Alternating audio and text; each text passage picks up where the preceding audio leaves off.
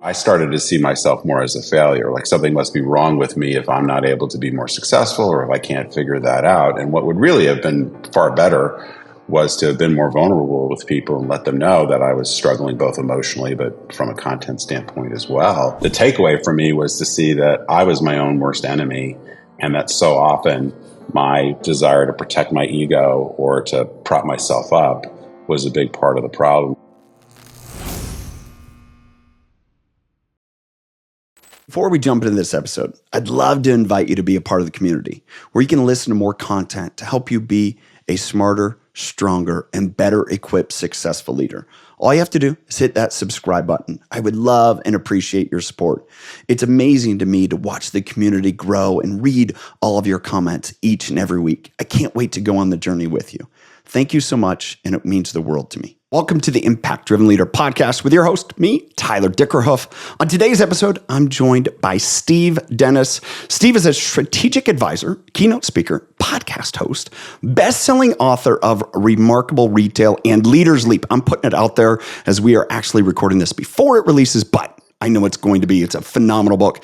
Steve is the president of Sageberry Consulting, advising dozens of brands on their growth strategy. Before Sageberry, he worked in retail as the chief strategy officer and SVP of Neiman Marcus. As well, he worked before that with Sears Holding Corporation, spent many years growing with them, both internally and externally. Steve, thanks so much for being here. Oh, thanks for having me. So, I want to kind of dive in, right? And you know, I shared with you who our audience is. And Steve, you share a piece in your book, Leader's Leap. And you talked about the person you were, I would say in your 30s, 40s, that type of leader. Mm-hmm. Would you describe for the audience that hasn't obviously read your book yet, who you were at that point in your life?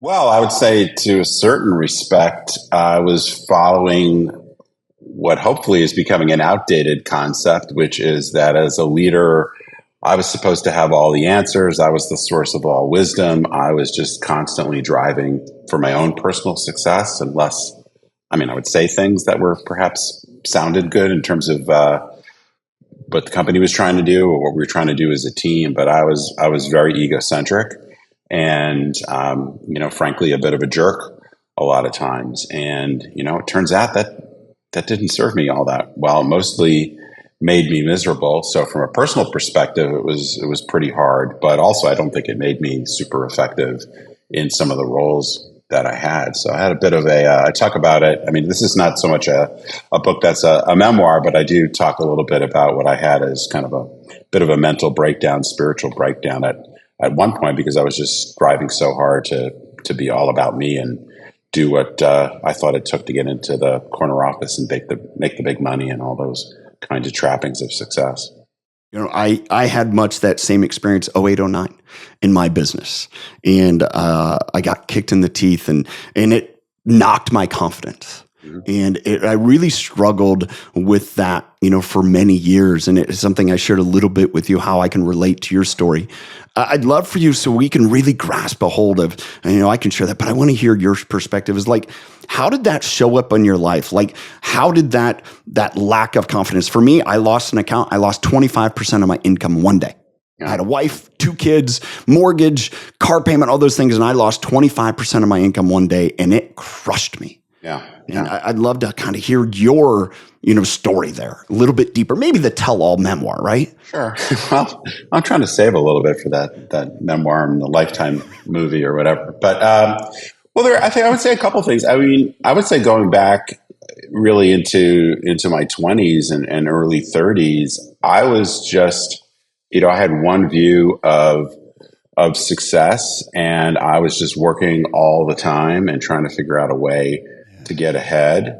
And, I think a lot of it was just, I had to be the one to figure things out. It was in some respects, even though I had lots of friends and lots of people I was working with, so much of the way I approached it was about satisfying my ego, and that I had to have all the answers and, kind of never let them see you sweat, work the plan, all the kind of stuff that is either part of what you learn in business school or just part of kind of the cultural norms.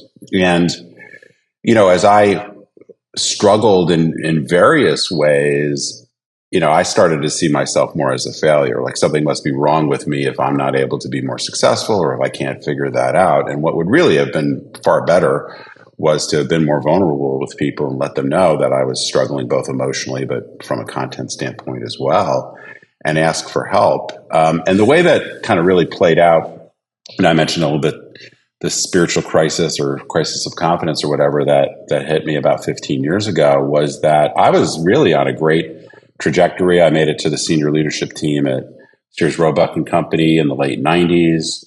Then I was at the Neiman Marcus Group on the senior leadership team, doing well, making lots of money. But then I started to feel, and it's kind of a long story, but the short version of it was I felt quite passionately about some of the things that we needed to do at Neiman Marcus. And for various reasons, I could not persuade my boss, the CEO, to listen to my way of thinking. And that started to really cause a lot of conflict and these kinds of things. And I really started, as I was struggling in that job that I had aspired to get to for so long and thought I was doing well, I had a hard time separating myself as a person from how I was doing at my job. And, it doesn't really matter so much anymore whether I was right about what I was trying to persuade our CEO and the team to do. But because I wasn't successful at it, I felt like I was a failure because I really had lost perspective between me as a person and the job that I had. And that just really messed with all sorts of things. And I have some history of depression and anxiety in my family. And so that just really brought out a lot of that. So it was time for a big reset at that point. Man, thank you for sharing. And, as I sit here, it's like, I think it's relatable. Mm-hmm. It's so relatable, I think, in the world that people are today. And it's just kind of like lost leaders. Like, oh, how have I gone wrong? And, one thing that I kind of make an inference here, but gathering from you is the I know it all, right? I have this all figured out. Don't let them see you sweat. I remember hearing those things corporately, and it was just have that almost confidence that really, really, I'm just going to say just plain arrogance, right? Because oftentimes you can't separate the two. And, as you share that, I relate to it. And I think as you understand now, that's why you weren't able to influence, that senior leader, that CEO, because obviously it just wasn't connecting. I do think that there are, there are clearly some situations which are untenable, and, that no matter how, even if I had come to a better realization or if I had different skills or whatever, it may not have made any difference. But I think there are a couple of lessons. One is the more that we're, more vulnerable, we're willing to ask for help and so forth. Hopefully that just makes us a better partner, better friend, better whatever, right? And doesn't cause you to be miserable. But I also think, and really kind of more where I'm pointed in the book, is that in a world where things are changing very, very quickly, let having your ego get in the way of being willing to say, I don't really understand this, or I don't know what's going on, or I need some help, or, I just need to bring different types of people into the equation. That's going to make you more successful in your job. So I think there's both the personal toll as well as there's the, doing your job better part. I mean, you allude to that in the book, and that's been something that you point was a major change and difference for you, right? That transformation that I would say, and this happened for me, this is my experience, it was outwardly forced. I had my wife who was upset with me. I had difficult relationships professionally, personally, and it was this outside pressure that's like, dude, you got to change because it's not working. Yeah. And you had the same walk. So then share with us the steps after that. Like, how did you progress forward? Well, I guess one thing I would say just before I answer your question more directly, I think, if you're, I guess in a weird way, like if you're lucky, somebody or some group of people have a conversation with you, or you have your own self-awareness to see that it's not working before something truly awful happens, right? But, sometimes, unfortunately, it takes a crisis for people, for organizations, for brands to change. And part of what I'm hoping to do with this book is to say, take the initiative to make the changes before you do get to that point where you hit a crisis, again, either personally or the companies or organizations you're leading. But, for me, I really had to, I guess, number one, see that, my ego was a big part of the problem, that my need to be successful, my unwillingness to take a look at myself and spend more time blaming other people or the circumstances, that was a big part. And so one of the chapters I call Crush Your Ego. And I think until we can crush our ego or see, as some folks may know, Ryan Holiday talks about, that ego is the enemy. It's, I think, very hard for us to really make any of the personal changes we need to make. But as leaders, it also prevents us from doing what we need to do in our job. So that was definitely a big part. And it took me, I don't know, it was a combination of just being willing to look at things differently, go out, read some different stuff, do some work, get a therapist. It was a whole bunch of things. It wasn't any one thing that really made the difference. But really, the takeaway for me was to see that I was my own worst enemy, and that so often my desire to protect my ego or to prop myself up was a big part of the problem. So, finding humility, finding vulnerability, those were important steps. And then I think, another big piece was just to get more curious, be willing to expand my horizon, open the aperture, whatever you want to call it, to see different things. And to me, and this book's a little bit sneaky in the way because it's mainly a business strategy, organizational leadership sort of book, but I've had a few people that have read it say, this is a little bit of a personal self-help book. And I said, well, it turns out whatever kind of transformation we're trying to make in our life, it starts with us. It starts with our personal characteristics. So whether you're trying to, I don't know, lose weight, get in shape, have better relationships, or whether you're trying to turn around a retailer that's struggling, I think a lot of the advice, frankly, is pretty similar, just kind of where it ends up being pointed. I want to dig back a little bit and to be vulnerable. I want to share this with you personally, but I, share it for the audience. Maybe it hasn't heard it. I've shared that a lot of my journey echoed what you've went through. And what I realized for me as I went through some of those transformations, much like you, kind of a spiritual making, the right mentors, reading things and being impressed upon me. And I found out that it was a traumatic event at 14 is the barrier that kept me from being vulnerable. Sure. At 14, I was involved in a farming accident, and I drove over my brother and killed him. Oh my God. And what I found out in my late 30s is the intensity to push through that event is what created the barrier in so many relationships. Sure. That's what was powerful me. And I'd love if you'd be willing to share just a little bit deeper, that spiritual awakening, that thing that really grabbed you in your soul, because I know there's probably someone listening that maybe needs to hear it because it will help them get through that. So many people have various forms of trauma, whether it is, and I used to frankly think about trauma kind of in the way you described what happened with you, which is, I'm sorry that happened. It's really awful. And I have a hard time, even imagining what that would be like. But I guess I always thought, well, when you talk about trauma, it's got to be like an event. And, my own experience was much more persistent, kind of low level trauma over an extended period of time because of the sort of environment I grew up in. But I think, it's often the case that what keeps us stuck is I think related to some form of trauma. But I see a lot of people, if they can't identify an event, then they end up saying, well, I didn't, my life wasn't so tough, or I didn't have something that's blocking for me from making the progress. So I think the stuckness we feel, again, whether that's in our personal relationships or whether it's in our job or whatever it is that we're trying to get done, there can be a lot of causes, but I think you have to be willing, as scary as it is. I mean, for me, I denied a lot of my own personal struggles for a long, long time because I either didn't have the education, I guess, or exposure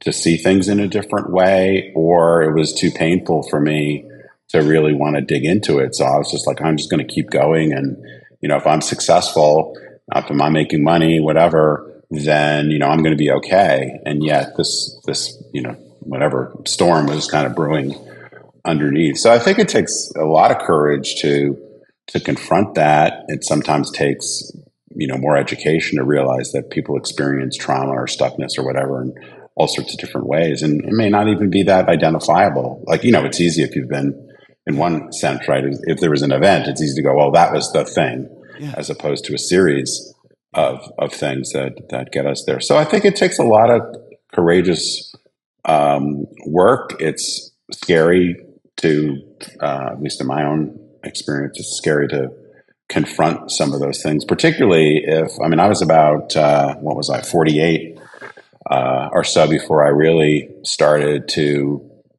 work on this and make some changes. And, there's part of me which is like, geez, why did it take me so long? Right. Like why, beating myself up because here I am, with these struggles, and I thought I kind of had it all together, and then it all just kind of fell in on me. So it's not easy work, but it's so beneficial if you're willing to get on that path, and all sorts of ways. Again, whether it's your job or whether it's your personal relationships or being a parent or whatever it is. Would you be willing to share any of those struggles? One for the audience, but also, like I think I completely agree with you. For me, I look back at that one event. I knew it changed me. And there was other things, but I know so much. One person's trauma compared to another, they're not comparable. Right. But how it does affect you. I just, my form of kind of medicating my pain really was well, it's probably a bunch of things, but it was mostly over my history of workaholism. I just was, if I just worked, if I stayed busy, if I had success, then I was going to be okay. And it's kind of ironic now that, or not ironic, but I don't know if it's healthy or not, but there was a lot of, well, if I'm successful, if I'm making the money, if I'm getting these big jobs, if I'm working at a cool company, like when I went to work, when I moved from Sears, which was a struggling company, as I'm sure people will know, is largely out of business now, to Neiman Marcus. One of the things that was just great about making the move, particularly here in Dallas, where Neiman Marcus is headquartered, is you tell people where you work. And it's interesting. It's cool. So many people in Dallas have stories about, oh, my parents worked there, or that was my first job, or whatever. And so, like, instantly, people like me, even though it has nothing to do. It's my job. It has nothing to do with whether I'm a likable person or not. But I just love that affirmation, and so I craved it largely through, specifically what I did, the title, the money. Then it was like, get a nice house, get a nice car, all this kind of superficial stuff. Why I say it's kind of funny now is being a speaker and being a writer and all these kinds of things. It's a different sort of look at me kind of thing going on podcasts. It's like, it plays out in different ways, but hopefully it's pointed in a more healthy way. But that relentless pursuit of success just gave me this tunnel vision, and it just didn't allow me to see how much I was closed off to better relationships and being a better dad and all those kinds of things, which hopefully I know I've improved on over the years. For me, it took me, to be honest, you were 48, I was 37. It took me 23 years to learn it, right? And I believe spiritually God revealed it to me, that person of faith, however that happens. Mm-hmm.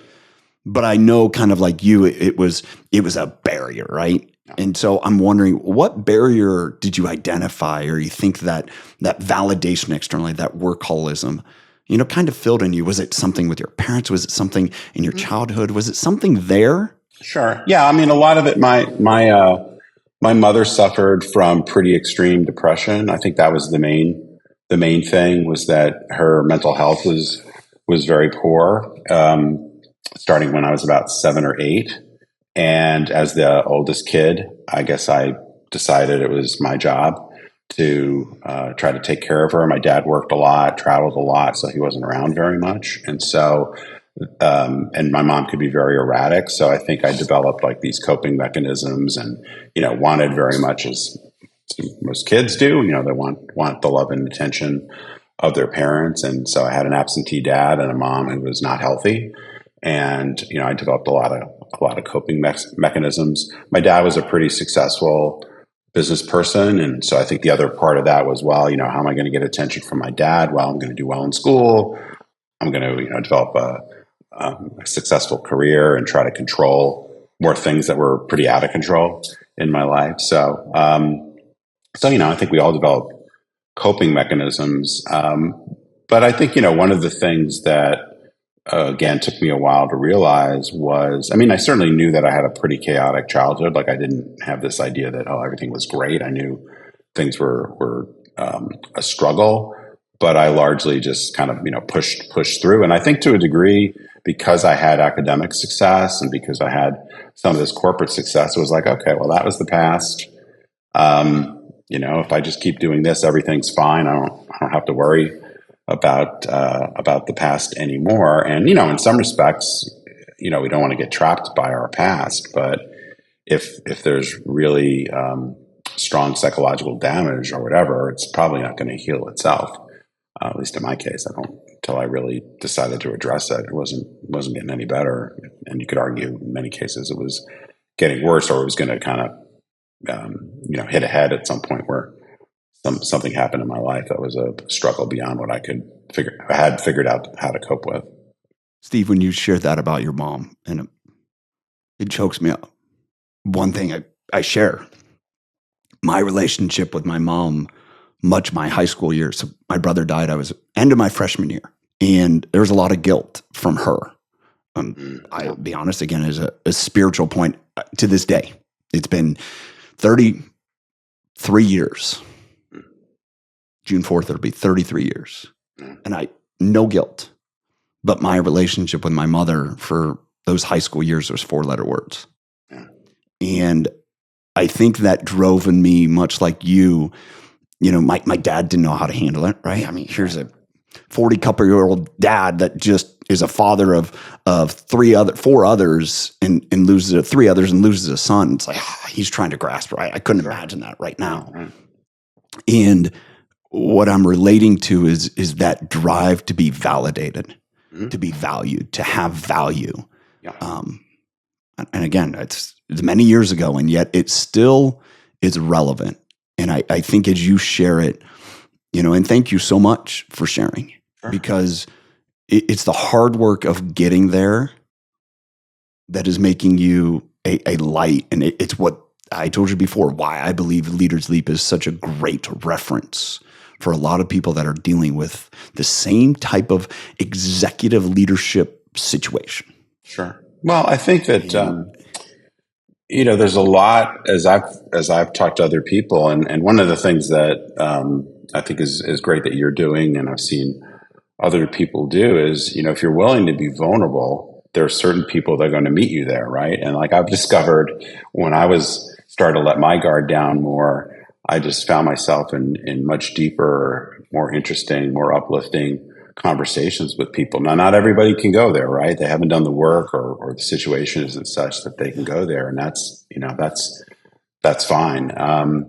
But I think we open up a new world in many cases by our vulnerability and having some version of me too, right? Like I can understand, even if it didn't play out in the same way. But I think if you have this hole that is developed for any number of reasons, so many of us, and here's where I'm being kind of closet psychologist or amateur psychologist, but I think many of us really spend our lives trying to fill that back up, whatever that might be, or running away from it. So I do think that, and one of the things I mentioned briefly in the book, I didn't get into it too much, but I think particularly for a lot of men, there's this sort of idealized view, at least in my generation, of what it means to be a man and what it means to be a leader in an organization.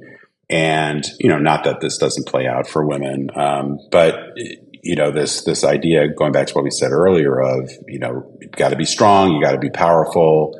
To show weakness, it means you're not a man. And, I think in my upbringing, my dad was an athlete, and, he's just sort of a charismatic guy. So it was a bit of a cliche. And so, that was my model. And certainly when I worked for a big consulting firm when I got out of business school. Then I went into the corporate life, a very male dominated culture. And, I'm sure many of the folks that I worked with were struggling, had many, issues of trauma or whatever it might be. And, we never talked about it. We never brought it up. In fact, one time in a job when I was really, really struggling and my marriage was in trouble, I had a lot going on, I brought up that I was part of the reason why I hadn't gotten something done. I brought up that, this is kind of what's going on in my personal life. And it was pretty obvious that the person I was talking to didn't want to hear about it. I was like, this is work. That's your personal life.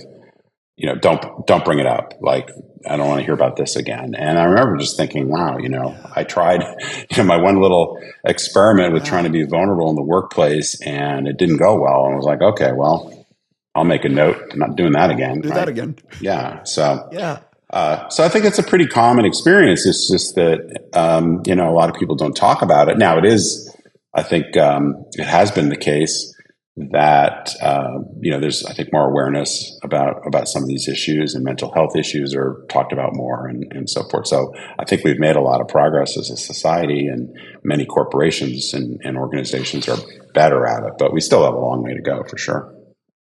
I have a couple friends that are Navy SEALs, and I want to interject this story and kind of relate to what you just said. And I asked them one day, it's like, who makes it through BUD/S? The training, right? Coronado Island's tough in the water, the cold, salty water. And they said, oh, that's easy.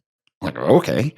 It's like the guy that links arms with the others beside him. It's the person that tries to do it on their own. They never survive. And that's, as I learned from them, that's essential, because if they're on the top of a ridge and insurgents are coming after them, they don't need a hero. They need somebody that's looking out for everyone else. Yeah, sure. And one of the things as I process through that, and again, tying it into this, in order to link arms with someone, you got to make yourself vulnerable. Mm-hmm. And that actually makes you stronger. And it's funny as you say that. You were vulnerable in that situation. The guy's like, not here, not now. That was the culture. You zip it up. I don't care about that, Steve. Yeah. And as we're talking through, as I share how my experience as a child affected me professionally, same as you, right? Mm-hmm. And how for a leadership style was like, shut up, go work harder, be uber confident, don't let them, see you sweat. How we are kind of writing this book, right, is like, man, I'm really helping leaders recover from that, because it's not how to move forward. Is that, it kind of relate to that story, but also kind of as this evolution, your experience and others? Well, and this isn't directly on your question, but one of the things a line I keep coming back to, which I feel like I heard from somebody else, but I've tried Googling it, and I don't know, maybe I did come up with it, but is this idea that if the world has changed so much, why have you changed so little? And, that can play out in terms of leadership style. Can I ask you to say that again? Sure. Can you say that again, Steve? That was so good. If the world has changed so much, why have you changed so little? And, originally my context for that was looking at, not only my experience at Sears, but as an analyst and as a consultant, looking out in the world and seeing, retailers, other kinds of companies that have not been able to navigate themselves to be successful in a world. And I think, if the world is changing so fast, then companies, organizations have to evolve, in some cases quite quickly. But nothing happens at an organization if the leaders in the organization don't. I mean, you might get legislated out of existence, or a tornado could hit your distribution center or something. But I mean, outside of kind of these events, bad luck or what have you, most of what happens is coming from leaders. And I just think as a person, whether you're a parent, personal life, corporate leader, whatever, you have to be open to evolving with the situations. And so identifying, what I try to do in the book is identify not only the strategic issues that keep organizations from making progress, but the personal issues that get in the way. Because as I said, ultimately change happens in organizations because people make it happen. And yeah, it's great to have a really brilliant strategy. But I can tell you from my own personal experience, there were many times where our company knew what to go do. We just didn't do it. And so it's not, and now there are plenty of times when people get the wrong answer, right? But there's also plenty of times when we have the right answer and yet it doesn't happen. And so that to me was really a more interesting question than writing a book that is some new form of strategy analysis. Like there's plenty of good books out there, several of which I reference and used in the writing of this book that have brilliant ideas about strategy. But I'm like, okay, well, if I read this book and I understood it, do I now know what to go do? Well, you may know what to go do intellectually, but yet that may not be enough. So I've become fascinated by that question. And, it ultimately goes back to some of the things we've been talking about, which is, well, when I knew what needed to be done and I didn't do it, what were the underlying reasons? Yeah. Well, you point to it there and what it's, you have 7 different leaps. I want to make sure we identify that leaders leap, 7 leaps, but we've really been honing our time here on, the crush your ego. Right. And to me, what I'm gathering in this conversation, what I kind of already feel is that it all hinges or pivots there. Whether it's psychological safety, personal safety, security, where we come to grips with our insecurity. If you've seen that, as you've worked through it, as you've maybe helped organizations, how have you seen that play out? And you talk about it, your leaps, obviously, but if you really spend the time on that one, the other ones are a whole lot easier. Yeah, I think it's a big unlock. It's not a coincidence that the Crush Your Ego chapter is the first one when I start talking about really my advice for moving ahead, because if we're not able to, and it relates a little bit to the second mind leap, which I call wake up, which is really kind of doing the work. But if we first don't have a certain amount of humility and vulnerability, I don't think we can be open up to the possibilities, because so much of leaping into the future from a strategic standpoint is the willingness to stop doing the things that no longer serve you. It's the willingness to see new possibilities and then to act on them, as we just talked about. So I don't see how, unfortunately, I guess you could say that a lot of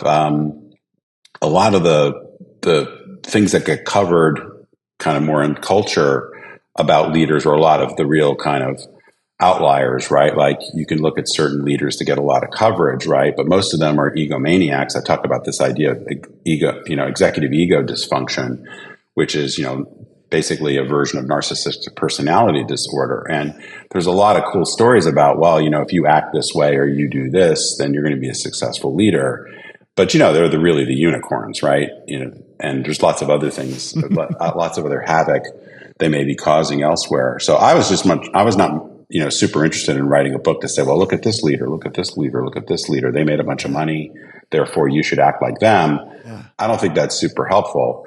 I think most of those are really extreme cases. So I wanted to really get down to, what can sort of normal people do to really make progress. And yeah, I think crushing your ego is the big part. And then that allows you, I think, to examine where your fears come from, because so much of innovation and transformation is about having a different relationship to risk. So one of the other chapters I have is called Safe is Risky. And, it's in some ways not a new idea. I think we all know that many, many companies, many, many organizations get into trouble because they keep doing the same thing over and over, expecting a different result. And particularly in a world of, AI and just digital disruption and all these kinds of things, you just see incredible creativity and innovation. And so if you're just doing a slightly different version of what you've already done, there's a pretty good chance you're going to fall further and further behind. So you have to change your relationship to risk. But if you're afraid that you're going to look like an idiot, if you're afraid you're going to get fired, if you're afraid you're going to open yourself up to criticism, well, that's the enemy of progress in many cases. So again, that circles back to ego in some ways.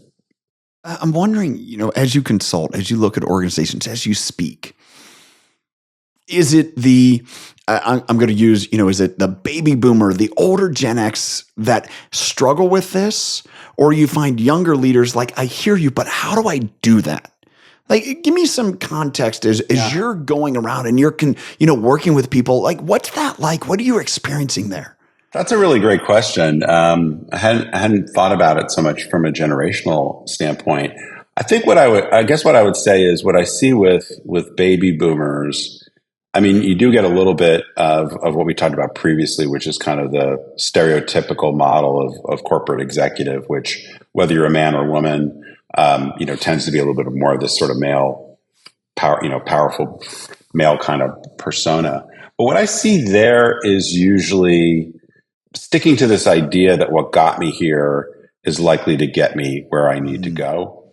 It's more like I've got a ton of experience. I know what works for me. I've seen this before. So it's an arrogance in a lot of respects that my accumulated experience is going to serve me kind of regardless of what situation I see. And what I've seen a lot is not only does, carrying around the same hammer and just kind of looking for nails to pound not likely to work, but I actually think in many cases, because so many things are so different in the last few years, and who knows what the world's going to look like in a year or two, I actually think that you have to unlearn a lot of what made you successful, that what made you successful in the past may actually not only not serve you well in the future, it might get in the way of what you need to do. So there's that arrogance, I think, that people have to let go of. I think the arrogance with working with younger people is a little bit different. I think what I find, and this is, huge generalization, but it's almost like, well, you boomers screwed up the world. So by definition, the things you did are probably wrong, and not appreciating or having nuance around. Like, I'll give you an example that's a retail example. Some of your audience may know that one of the hottest trends in the last decade or so have been these so-called digitally native vertical brands, these new companies like Warby Parker and others that were started. And there was a little bit of a belief that, well, we don't need stores. We're going to be able to grow these big brands just online only and things like that. And that's proven largely not to be true. And some of it, I think, has been really obvious because there was just such a rejection, like we're digitally native and everything's going to be online, and therefore there's no value in stores.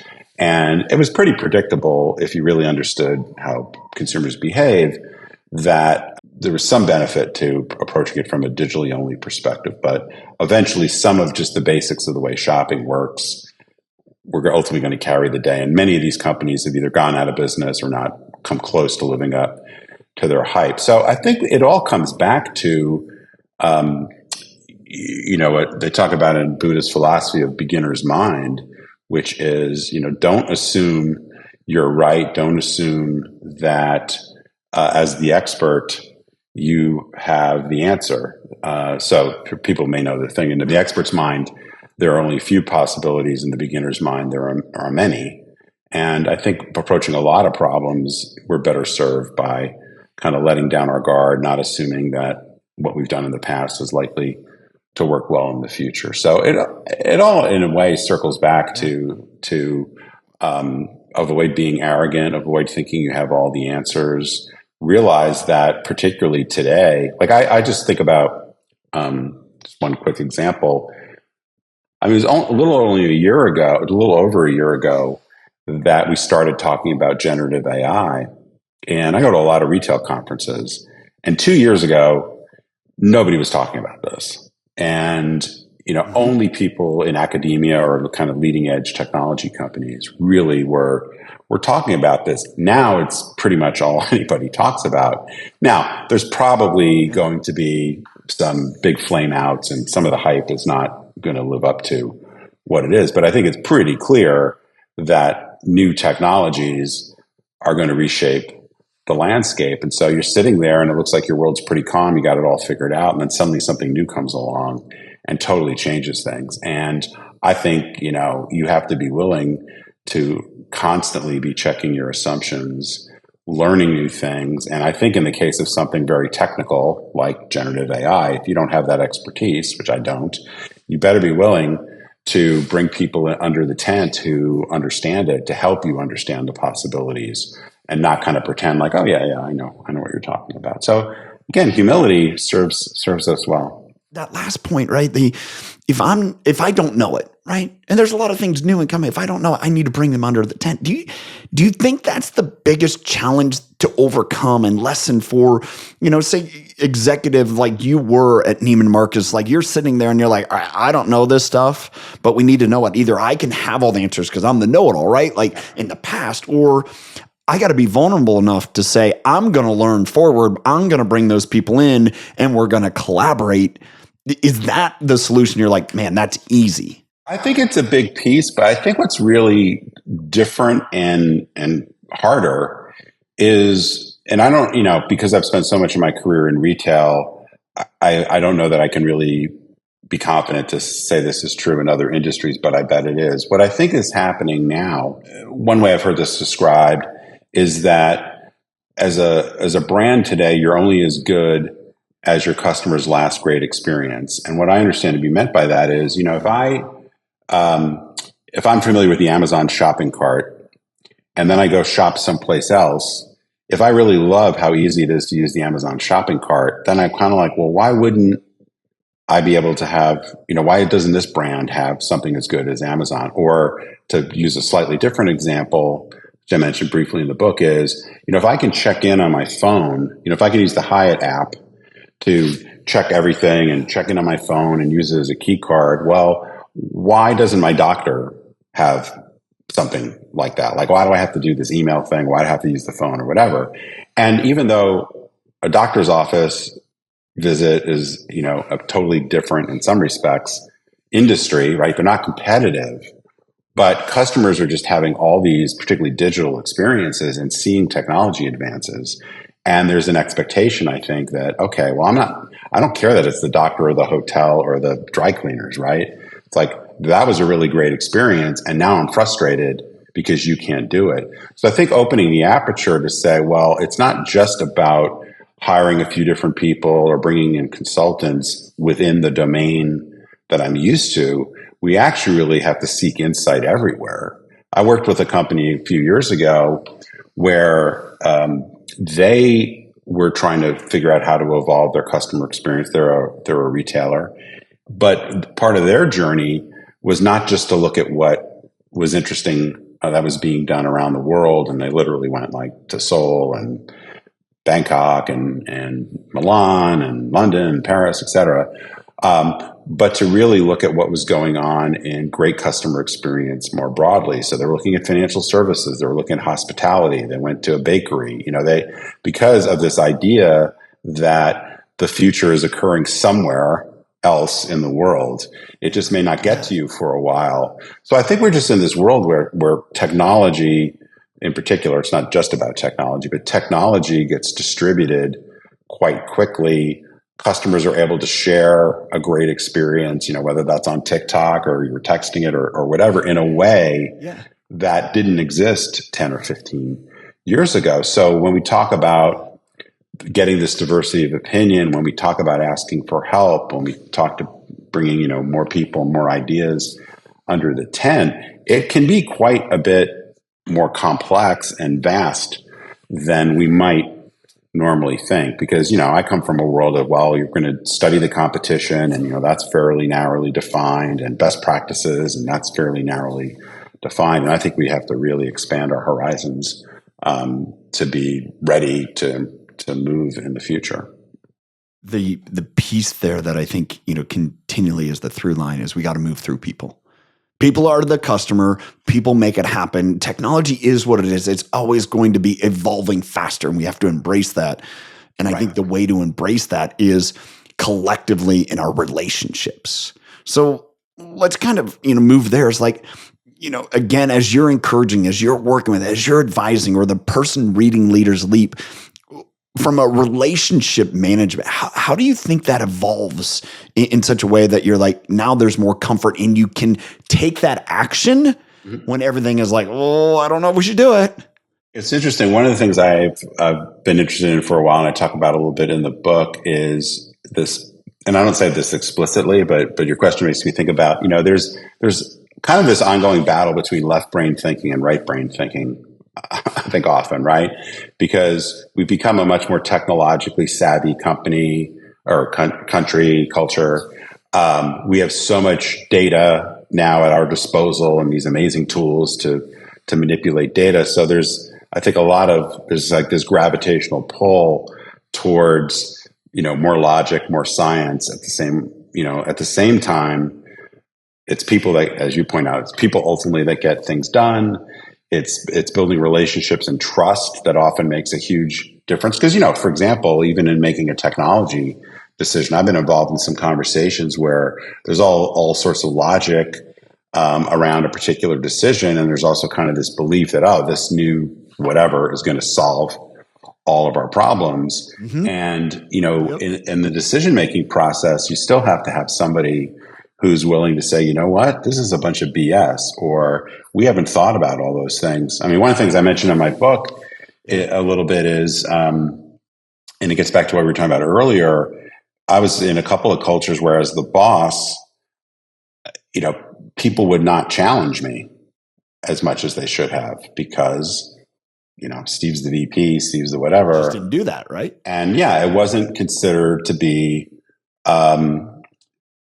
the way you were successful in culture. And believe me, there are many times where I wish somebody had said, this is a dumb idea, or at least, have we really considered X, Y, and Z? But if they thought I was, and I invited some of this because I was maybe overly confident, or I was just too much like, we got to make it happen and forcing my will. So I didn't necessarily create an environment where that was viewed as a real possibility, but also, as part of the culture. So, we've got to have people at the table to push back on our bad ideas, to bring contrary points of view. And then, once we start to move, if people aren't aligned to the mission, that causes a lot of issues. So if we don't invest in relationships, I mean, to me, it ultimately comes back to trust, right? Like I have to trust that the people on my team or the people that I'm working with are going to contribute in the way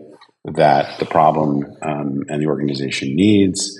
We have to trust each other if we're going to be able to make a lot of the difficult changes happen. And so, I get worried sometimes that technology is hugely important. It's obviously disrupted so many aspects of our lives and will continue to, probably in more profound ways than, I'm willing to bet the next 5 years is going to be more disruptive than the last 5, and largely because of technology.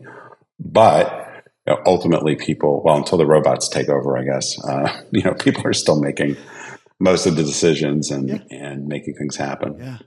One final question, Steve, and I think, to put a person on it, you share the guy that you talked to, right, when you were having personal challenges, and you went to him and he shared, and he's like, shut down. If you were in your spot now with what you've experienced and you were coaching him saying, hey, here's how to get the best out of your people, what would you say? What would you say to him? What would you, if I brought to you a couple people that executives at organizations, they're like, how do we get better? And maybe they have that persona. What would you say to them? One thing that I've really started to realize, and it's easy for me to say now, I suppose, but is, some situations are not fixable, right? I mean, I do think that part of the mistakes that I've made in my career is sticking with things for too long and not realizing that no matter what I do, I'm not going to be able to change the circumstance. So it gets a little bit back to this earlier idea of, this, I call it like hustle porn, which is, I'm going to, never quit, whatever. I hear you. And I'm all in favor of grit and determination and resilience. Those are very good attributes that serve us well in many cases. But there are some situations where the best thing you can do is cut your losses and move on. So I think in that particular case, the person I was talking about, there was nothing I was going to do that was really going to change the situation. But when I do talk to leaders and I'm on some boards and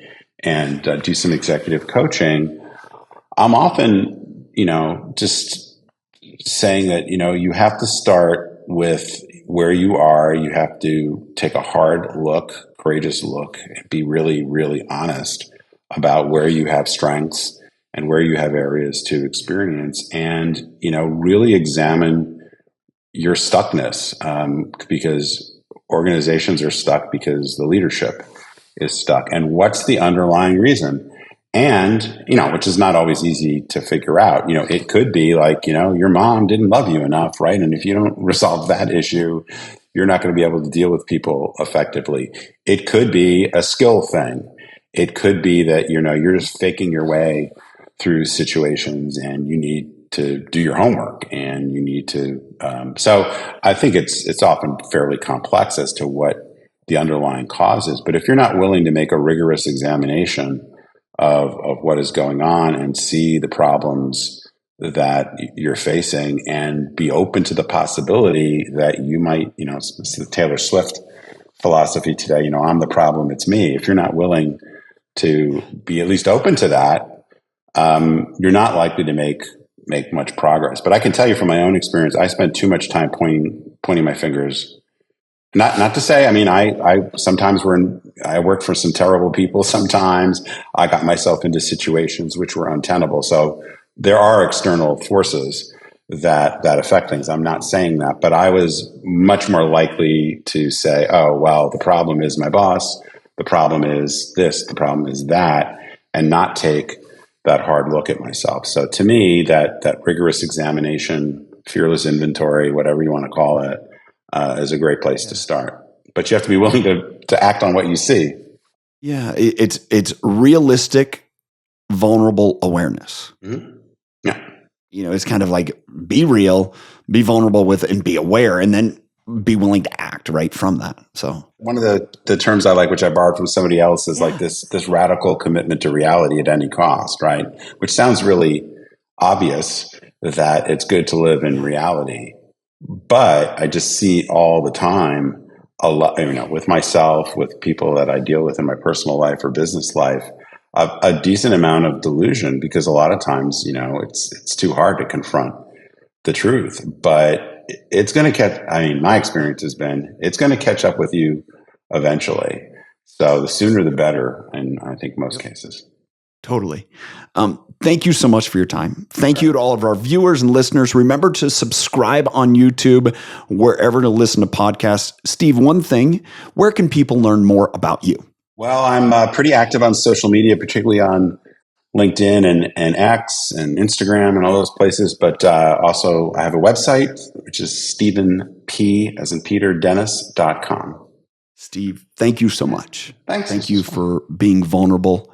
Thank you for, I believe this, and this has been exposed to me in my life. My willingness to be vulnerable opens up other people, and I believe that same for you. And I thank you for being vulnerable, and I know it's going to impact a lot of people. Well, I hope so. No, I enjoyed the conversation, and no, I definitely, it's kind of a miracle in a way that you give people a little bit, and some people will latch onto it and run with you, and that can be some of the most amazing conversations, and hopefully makes changes.